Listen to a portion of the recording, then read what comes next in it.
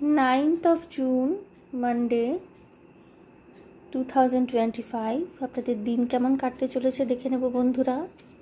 Card দেব আমি। The full,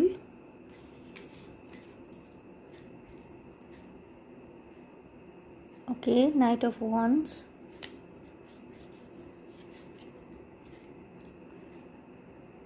ten of swords,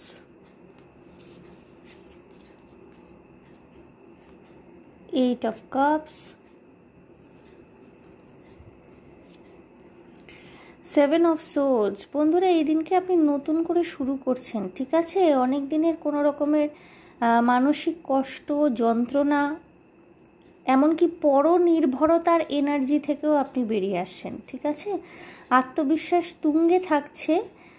কিছু কিছু ক্ষেত্রে আপনার একটুখানি সতর্ক থাকতে হবে এই দিনকে। সতর্কতা ভীষণভাবে আবশ্যক।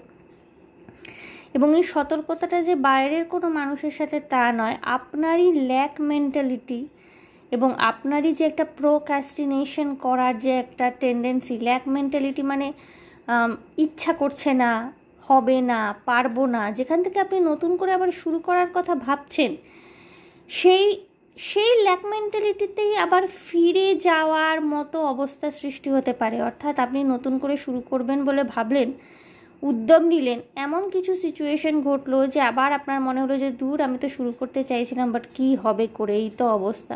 নো, সেরকম সিচুয়েশন ক্রিয়েট হতে পারে। তার এগেনস্টে আপনাকে ফাইট করতে হচ্ছে এই দিনকে। ভীষণভাবে আত্মবিশ্বাসী থাকছেন এবং কিছু মানুষ যারাই দেখছেন যে আগামীকাল কীরকম যাবে, কিছু মানুষরা আপনারা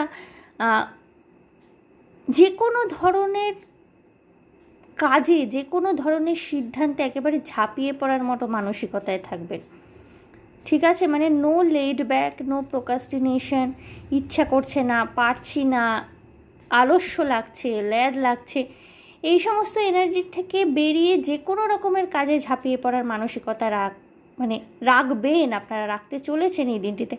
যদিও পিছন থেকে আটকে দেওয়ার বা লেড ব্যাক একটা এনার্জি আপনাদের এসে মাঝে মাঝে গ্র্যাব করতে পারে, মাঝে মাঝে আপনাদেরকে থামিয়ে দিতে পারে, আপনাদের ইচ্ছা শক্তি, চিন্তা স্রোতের পথে বাধা হয়ে দাঁড়াতে পারে, তাদের এগেনস্টে কিন্তু আগামীকালের দিনটিতে আপনার লড়াইটি হবে। ওকে বন্ধুরা, so all the best for the day.